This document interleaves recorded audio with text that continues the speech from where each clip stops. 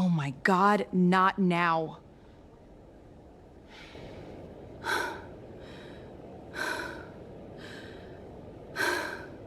Just pretend you know me, please. Of course. Gold Michael was not supposed to be the one falling apart tonight. She had planned every detail of this evening down to the last canopy, the flowers, the lighting, the guest list, the flow of conversation between men who made decisions that moved markets. She had done what she always did. She had made herself indispensable and invisible at the same time. That was the job. That was always the job. But the job did not account for Jonathan. She saw him the moment he walked through the door, and her whole body knew before her mind caught up. That specific stillness that moves through a woman when she sees the man who once made her feel like the most important person in a room, and then spent 2 years making her feel like furniture. He was wearing a suit she didn't recognize. New money or the performance of it. He had his chin lifted in that way he always did when he was trying to belong somewhere he hadn't been invited, and he was scanning the room with the casual hunger of a man looking for his next opportunity. He hadn't seen her yet. Gold turned away. Smoothly. Professionally. She pressed her earpiece and murmured something to the catering coordinator and kept moving because that was what she did. She kept moving. She had spent 2 years keeping moving after Jonathan, and she was not about to stop now in the middle of her boss's birthday party in a penthouse 40 floors above Chicago. She lasted 11 minutes. He found her near the east corridor, where she was confirming the timing on the cake presentation, clipboard in hand, pen moving. She felt him before she heard him. That particular drop in the atmosphere that preceded Jonathan in a mood. Gold Michael. He said her name like it was a joke he'd been waiting to tell all evening. You're working the party. She didn't look up from her clipboard. Jonathan. I didn't know Richard's secretary would be here. He paused. I mean, of course you'd be here. Working. The emphasis he put on that word. Working, like it was something to be ashamed of. Like being the woman who held an entire firm together with both hands was something a man like him got to look down on. She looked up then. Slowly. With a particular expression she had perfected over years of boardrooms and difficult men, the one that gave away absolutely nothing. Enjoy the party, Jonathan. She moved a step around him. He shifted. Blocking her. Not enough for anyone watching to notice. Just enough. You look good, he said, dropping his voice. You always looked good. I used to tell people that about you. That Gold Michael could walk into any room and own it. He smiled. Funny how things work out. She understood exactly what he was doing. He wanted her to react. He wanted her to feel the gap between where she was standing, clipboard, earpiece, staff, and where he was standing, guest, networker, somebody's +1 with aspirations. He wanted to remind her that she had loved him once, and look at them now. Her jaw tightened. Just barely. Just once. And then she stepped back, directly into someone standing behind her. She felt the collision before she processed it, spun instinctively, and her hand shot out and grabbed the nearest arm to steady herself. Her mouth was already moving before her brain authorized the words. Please, she said under her breath, her eyes finding a face she didn't recognize. Just pretend you know me. The man looked down at her. He was Korean. Tall. Dressed in a dark suit that cost more than Gold's monthly rent without announcing it. His face was still, not cold, just controlled in the way of someone who had spent years deciding exactly how much of himself to show the world and had landed on very little. His eyes moved from her face to Jonathan and back again in under 2 seconds. Then he said, in a voice quiet enough for only her to hear, "Of course, darling." And he said it so naturally that Gold almost believed it herself. He turned to Jonathan with the ease of a man who had never been uncomfortable in his life, his hand settling at the small of Gold's back with a warmth that felt both careful and deliberate. I hope I'm not interrupting, he said to Jonathan. Jonathan blinked. The smirk on his face flickered. No, I was just saying hello to my guest, the man said simply. 2 words. No raised voice. No aggression. Just a quiet correction delivered with the absolute certainty of someone who had never once needed to repeat himself.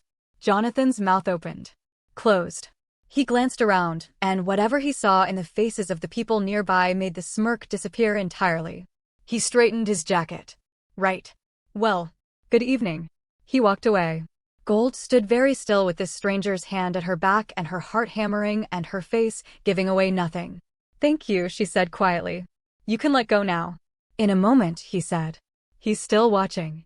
She didn't turn around to check. She believed him. "I'm Gold," she said. "I know," he said. She did turn then. "We've never met." He almost smiled. "Almost. Your boss has your photo on his desk. He talks about you every time I see him." He finally lowered his hand from her back and extended it properly. "Park Jimn." Gold shook it. Searched his face. Found nothing she could read and everything she wanted to. Across the room, Jonathan was pretending to look at his phone. Behind his eyes was something Gold had never seen there before. It looked a lot like fear. She didn't understand it yet, but she would. Welcome to Afro Seoul Mafia Diaries, where every story hits different. If you're new here, hit that subscribe button right now and tell us in the comments, where in the world are you watching from? Drop your city below. We love to see our family showing up. And if Gold's composure in that corridor gave you chills, smash that like button, because this story is just getting started. Gold told herself it meant nothing. Park Jimn knew her boss. That was all. Richard was a well-connected man who kept photos of his staff on his desk because he was the kind of employer who remembered birthdays and asked about families and made everyone feel seen. Of course Jimn had seen her photo. Of course he knew her name. It was a simple explanation, and Gold was a simple, practical woman who did not read into things. She repeated this to herself for approximately 4 minutes before she stopped believing it. Because Park Jimn had not left her side. He moved through the party the way water moves, smooth, inevitable, finding the path of least resistance without appearing to try. And everywhere he went, the room adjusted. Not dramatically. Not obviously. But Gold was a woman who had spent years reading rooms professionally, and she felt it the way you feel a change in weather before the clouds arrive. Conversations shifted when he approached. Men who had been loud became measured. Women who had been performing became genuine. Even the catering staff moved differently when he passed, straighter, quieter, more careful. She stayed close because she told herself she was being professional. Because Jonathan was still somewhere in that room, and the humiliation of that corridor was still sitting hot under her sternum, and Park Jimn was, at minimum, a shield. That was what she told herself. "You're counting them," Jimn said quietly, without looking at her. She glanced at him. "Counting what?" "The people who change when I walk past." He accepted a glass from a passing tray without breaking stride. "You've been doing it for the last 10 minutes. Gold said nothing for a moment. Then, "Should I stop?" "No," he said. "Most people don't notice." "It's interesting that you do." She wanted to ask what he meant by interesting. She didn't. Across the room, she spotted Richard, her boss, moving through a cluster of guests with the ease of a man celebrating in his own home, which is exactly what he was doing. He was laughing at something, hand on someone's shoulder, and then his eyes found Jimn and his entire expression shifted into something warmer and more careful at the same time. He crossed the room in under a minute. "Jimn." Richard extended his hand and Jimn took it, and the handshake lasted a beat longer than professional. The kind of handshake between men who had once trusted each other with something real. "I wasn't sure you'd make it." "I said I would," Jimn replied simply. Richard smiled. Then he noticed Gold standing at Jimin's side, and something flickered behind his eyes, surprise, and then something that looked almost like reassessment. "I see you've met my secret weapon." She introduced herself, Jimn said. Gold kept her expression neutral. Introduced herself. The man had a gift for language. Richard beamed at her with the particular pride of an employer who considered his staff a reflection of himself. "Gold has run this firm from the inside for 3 years. I don't make a move without her." He leaned toward Jimn conspiratorially. "Don't tell her I said that. Her negotiating power is already dangerous." Gold smiled. "I heard every word, Richard." Richard laughed. Jimn watched her with that still, unreadable expression. "Enjoy yourselves," Richard said, already being pulled in another direction by someone urgent.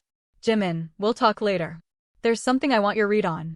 Then he was gone, absorbed back into the party, and Gold and Jimn were standing together again with the easy familiarity of two people who had known each other considerably longer than 40 minutes. Have you ever been in a room full of people and felt more alone than if you'd stayed home? Drop a comment if you know that feeling, because Gold Michael knew it every day. Until tonight. "He trusts you," Jimn said. "I've earned it," Gold said. "I know." He paused. "That's not a small thing. Richard doesn't trust easily." She looked at him. "Neither do I." Something shifted in his face. "Not much. Just enough." She excused herself 20 minutes later because she had a job to do and Park Jimn was making it very difficult to remember that. She moved through the party checking timelines and confirming with staff and doing all the invisible work that made an evening like this look effortless, and she kept her eyes moving the way she always did. Which is how she spotted Jonathan. He was not networking. She had been watching him long enough now to know what networking looked like on Jonathan, the performed confidence, the extended hand, the laugh that came half a second too late. That was not what she was seeing. He was moving. Deliberately. Room to room with his eyes on his phone and his body angled away from the main party, and when Gold tracked his trajectory, she realized he was heading toward the private east wing of the penthouse. Toward Richard's study. She followed him because it was her job to know who went where in this building tonight. That was what she told herself. She moved quietly, professionally, the way she moved through every space, like she was supposed to be there, because she was. She pushed the study door open 6 inches, and what she saw made her go completely still. Jonathan was at Richard's desk. He had his phone out, camera open, and he was moving through a stack of documents with the practiced speed of someone who had done this before. His hands were steady. His breathing was controlled. This was not a man who had wandered somewhere he shouldn't be. This was a man executing a plan. Gold pushed the door open fully. Jonathan looked up. For one suspended second, neither of them moved. Then his face did something she had never seen it do in 2 years of loving him. It went cold. Completely. Like a light switching off. The Jonathan she knew, performing, posturing, needing to be seen, disappeared, and what looked back at her from behind his eyes was something else entirely. Gold. His voice was flat. Close the door. Put the documents down, she said. He almost laughed. You don't know what you're looking at. I know whose desk that is, she said. Put them down, Jonathan. He straightened. Took a step toward her. Walk away. Go back to the party and do your little job and forget you saw this. I'm not going to say it twice. The threat in his voice was quiet and certain, and it hit her somewhere deep, because this was Jonathan. This was the man who used to bring her coffee without being asked and argue with her about movies and hold her hand in the dark. And he was standing in her boss's study with stolen documents on a camera and threatening her like she was nothing. She held her ground. Step away from the desk, said a voice behind her. Jimn filled the doorway. He wasn't loud. He wasn't threatening. He simply stood there, and the temperature in the room dropped 10 degrees. Jonathan's eyes went to him, and something moved across his face that Gold had seen once before tonight, outside in the corridor, when Jonathan had walked away without finishing his sentence. Fear. Real fear. Jonathan moved away from the desk. Jimn stepped into the room, glanced at the documents, glanced at Jonathan's phone, and then looked at Gold with an expression that was calm and focused and something else she couldn't name. Are you all right? He asked her. Yes, she said. He nodded once. Then he looked at Jonathan. Sit down. Jonathan sat down. And Gold stood in the center of Richard's study with her clipboard, still in her hand, and the party still humming 40 feet away, and the full weight of tonight landing on her shoulders all at once. This was no longer just a bad night. This was something else entirely. If Jonathan just showed his true colors in the most painful way, drop a like and let Gold know she's not watching alone. This story gets darker before it gets better. Stay with us. Nobody spoke for a long moment. The study felt smaller than it had any right to.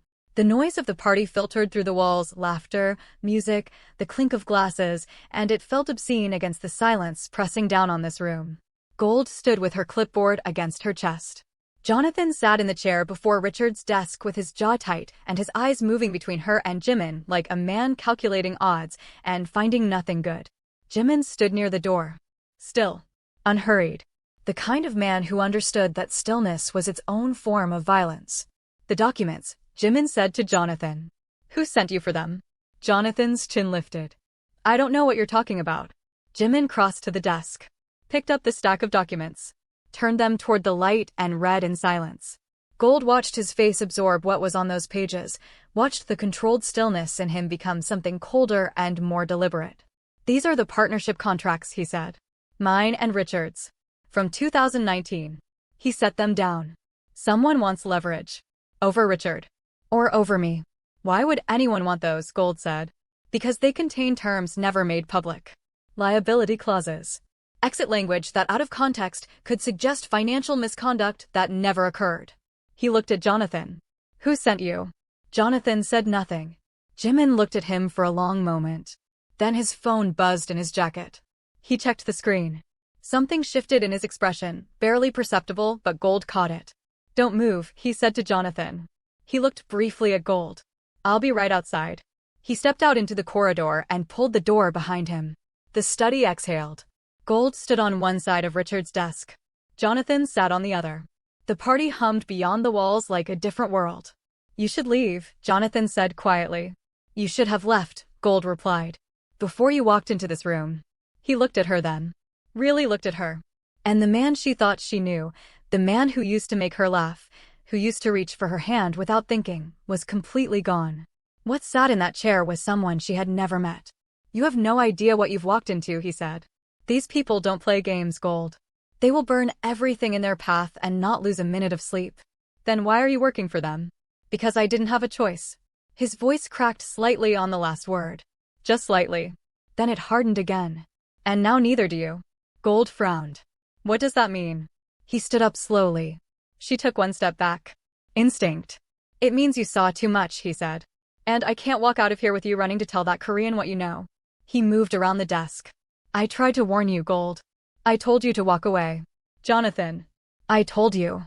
His voice dropped to something barely above a whisper. "I told you to walk away." He moved fast. Faster than she expected. His hand closed around her throat before she could process it, and her back hit the bookshelf behind her, and the clipboard clattered to the floor, and her hands came up clawing at his wrist, but his grip was iron, and his face above hers was a face she had never seen before, desperate and cold and terrified all at once. She couldn't scream. She couldn't breathe. The door opened. Jimn took in the scene in under a second.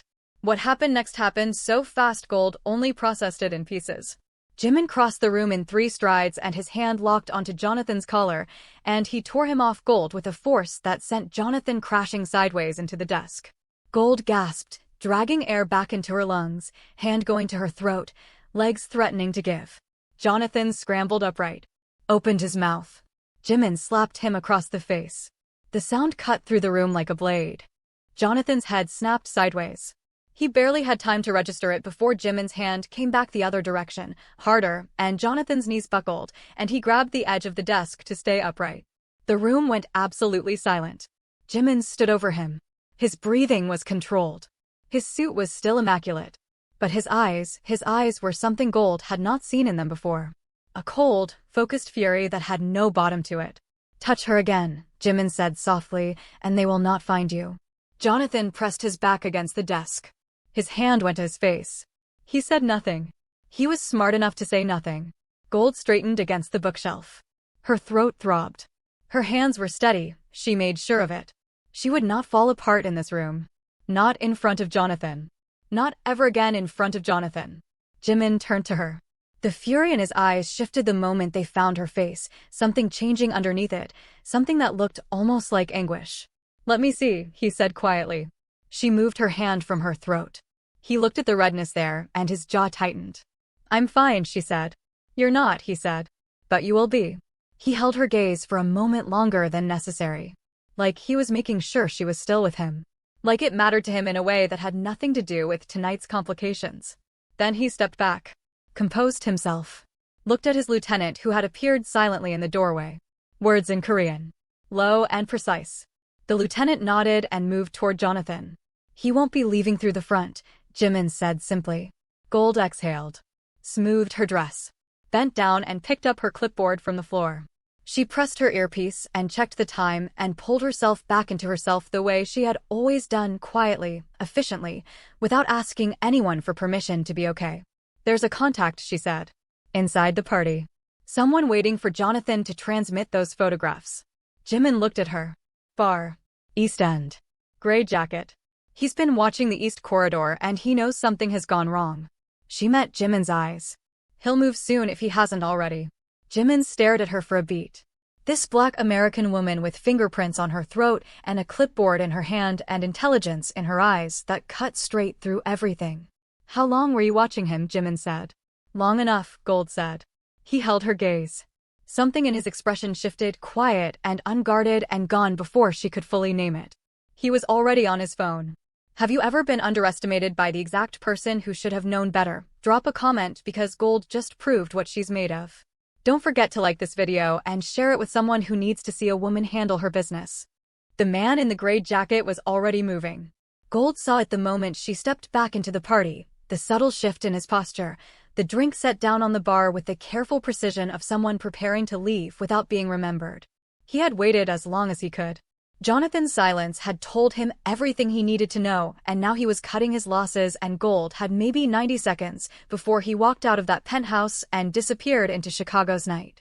She pressed her earpiece, kept her face neutral, kept walking. She moved toward the bar the way she moved toward everything, like she owned the right to be there, like the clipboard in her hand was a key that opened every door. She stopped 2 feet from him and turned to the bartender with the practiced ease of a woman managing an event. "Can we get fresh ice on the North Station, please?" she said. "Richard's guests are backed up over there." The bartender moved. Gold turned slightly. "Just enough." "Your contact isn't coming," she said quietly. Not to the bartender. To the man in the gray jacket standing beside her. He went very still. "Whatever you were waiting for tonight," she continued, voice low and even, eyes forward, "it's not coming. You should know that before you make a decision you can't walk back from." He turned to look at her. Up close his face was older than she'd estimated. Controlled. Professional. The face of a man who had been in difficult rooms before. His eyes moved over her, the clipboard, the earpiece, the red marks on her throat she hadn't quite been able to hide, and she watched him recalibrate in real time. "Who are you?" he said. "Nobody," Gold said. "That's the point." She stepped away from the bar and kept moving and did not look back, because looking back was for people who weren't sure of themselves, and Gold Michael had decided, somewhere between a bookshelf and a dropped clipboard and a man's hand on her throat, that she was done being unsure of herself tonight. Her earpiece crackled. Jimm's voice. Low. Precise. "He's still at the bar." "Not for long," Gold said quietly. "Your men, east exit. Now." A pause. Then, done. She kept moving through the party, smiling at guests, redirecting a waiter, checking the time on the cake presentation. And she felt rather than saw the moment Jimm's men sealed the east exit, because the man in the gray jacket stopped walking toward it and stood very still in the middle of the room like a man who had just realized the walls had moved. He looked around once. Then he sat back down at the bar. Jimn materialized at Gold's side 60 seconds later. He said nothing for a moment. Just fell into step beside her the way he had been doing all evening, naturally, inevitably, like gravity. "He's contained," Jimn said quietly. "I know," Gold said. Another pause. "You told him Jonathan wasn't coming." "I did. That was a risk." "It was faster than waiting," she said. "And he needed to know the night was already over. Men like that don't run when they're confused. They make dangerous decisions. I needed him to feel the walls before your men showed him the walls." Jimn looked at her. She felt it on the side of her face, that focused, unblinking attention he gave things he found genuinely interesting. "Where did you learn that?" he said. 3 years of managing Richard's most difficult clients," she said. Some of them were significantly worse than a man in a gray jacket. Something moved through Jimm's expression that Gold was beginning to recognize. It happened in the space behind his eyes rather than on his face. A quiet recalibration. Like a man continuously updating an assessment and continuously finding the new number higher than the last one. "The cake presentation is in 4 minutes, Gold said. "I need to be at the kitchen entrance." "Go," he said. "I'll be close." She looked at him briefly. "You don't have to stay close. The situation is handled." "I know," he said. And he said it the same way she had said it 30 seconds ago, simple, direct, meaning something beyond the words. She went to the kitchen entrance. The cake presentation went perfectly. Richard laughed and made a speech that was sincere and slightly too long, and everyone in the room loved him for it. Gold stood at the edge of the room and watched and felt the bizarre doubling of this moment, the warmth of it, the normalcy of it, laid over everything that had happened 40 feet away in a private study. Jonathan was gone.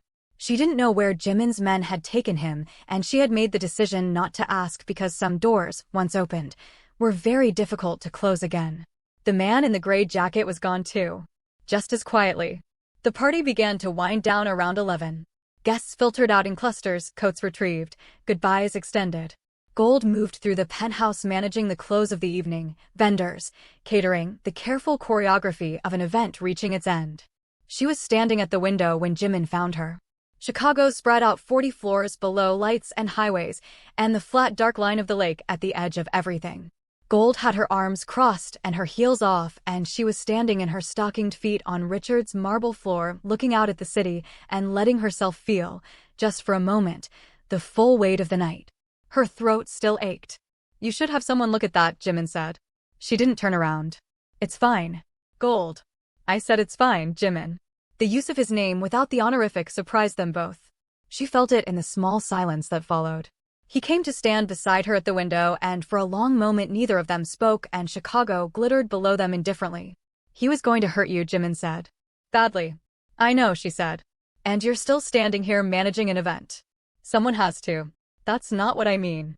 She turned then. Looked at him directly.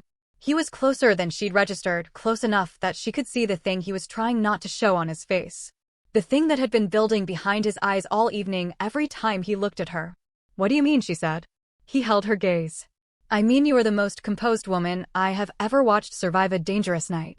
And I have watched many people survive dangerous nights." A pause. "Not many of them looked like you all doing it." Gold felt something shift in her chest. She ignored it with the discipline of a woman who had spent years ignoring things that weren't safe to feel. "I'm a secretary," she said. "At a birthday party." "No," Jimn said quietly. "You are considerably more than that. You know it." "I know it. Tonight proved it." She looked back at the window. At Chicago. At the lights going on and on until they met the dark. "What happens now?" she said. "With Jonathan. With the people he was working for." "I handle it," Jimn said simply. "And me." A pause. "What about you?" "I'm a loose end," she said. "I saw everything tonight.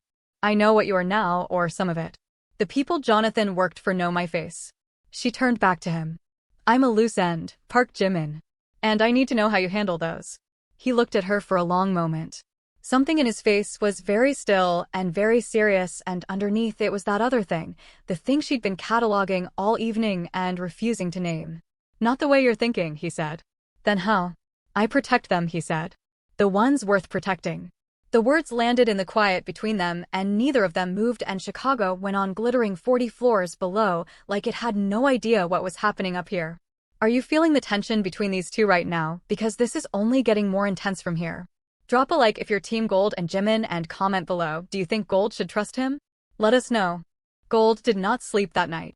She lay in her own bed in her own apartment on the 14th floor of a building that suddenly felt very thin against the size of the world she had stumbled into. And she stared at the ceiling and listened to Chicago breathe outside her window and thought about a man with still eyes and careful hands who had thrown another man off her throat without raising his voice once. She thought about the way he had looked at her at the window. She thought about what he had said. "I protect them. The ones worth protecting." She pressed her fingers lightly against her throat where the bruising had begun to settle into color, and she made herself breathe slowly and evenly, and she told herself that Park Jimn was a dangerous man who existed in a world that had nothing to do with her, and that tonight was an anomaly, a single strange night that would fade at the edges the way strange nights always did. She almost believed it. Almost. Jonathan's world came apart in 48 hours. She didn't go looking for the information. It found her the way information always found people who knew how to pay attention, in fragments, in the spaces between things, in what was suddenly absent where something had been before. His business number disconnected on the first day. His social media went dark on the second. A colleague mentioned casually over coffee that Jonathan had been removed from a networking board he'd spent 2 years trying to join. The woman he'd walked into Richard's party with posted a single cryptic caption about knowing your worth and disappeared from his tagged photos entirely.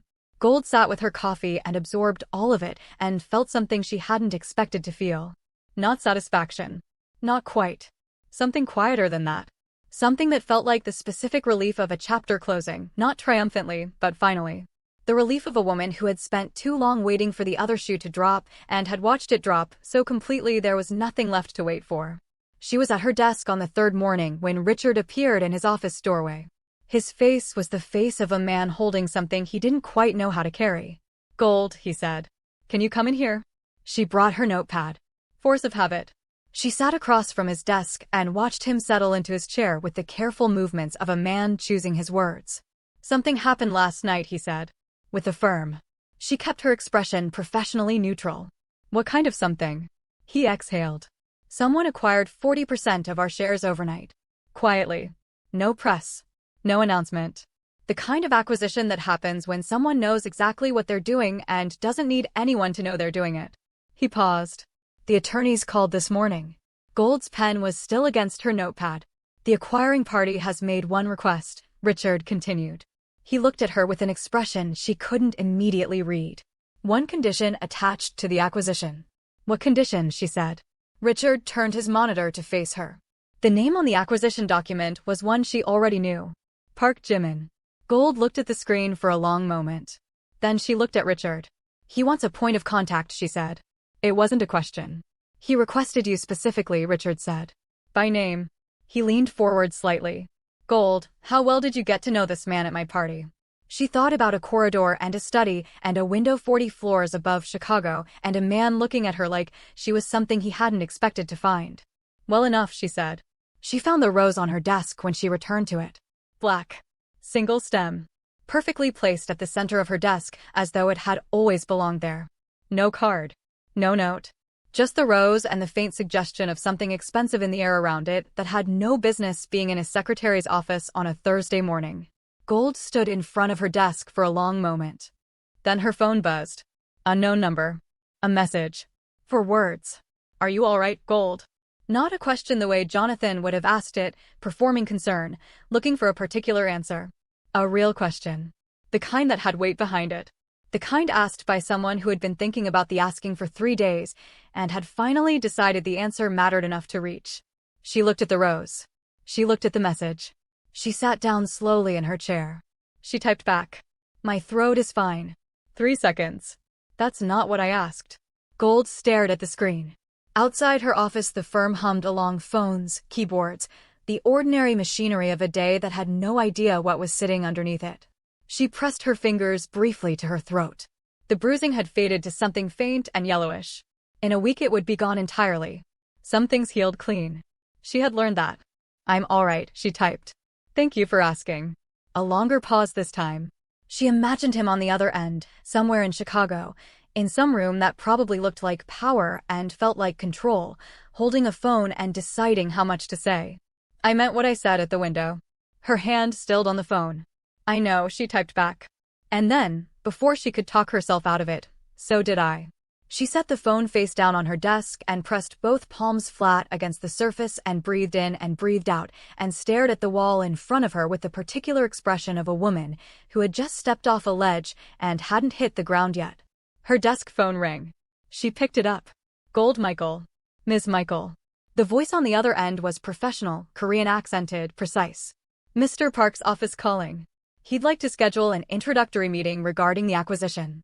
At your earliest convenience. Gold looked at the black rose on her desk. At the phone face down beside it. At the acquisition document still open on her monitor with his name sitting at the top of it like a fact about the world that had always been true and was only now making itself visible. She thought about a corridor and a panic and 2 words spoken in the dark. Just pretend, and the way he had said of course, darling, like it cost him nothing. Like she was already someone he knew. Like some part of him had been waiting for her to grab his arm. She thought about what it meant that he had bought 40% of her world without making a sound. She thought about the way he had stood at those elevator doors after she left, because Richard had told her, without knowing he was telling her, that Jimn had been the last guest to leave. That he had stood in the penthouse long after everyone else had gone, looking at nothing in particular, before finally walking out. She understood that. She had sat in her car in the parking garage for 22 minutes on the night of the party before she could make herself drive home. Ms. Michael, the assistant said. Gold straightened in her chair. Rolled her shoulders back. Picked up her pen. Tell Mr. Park, she said, that I'm available Friday. 9 a.m. His office. A pause.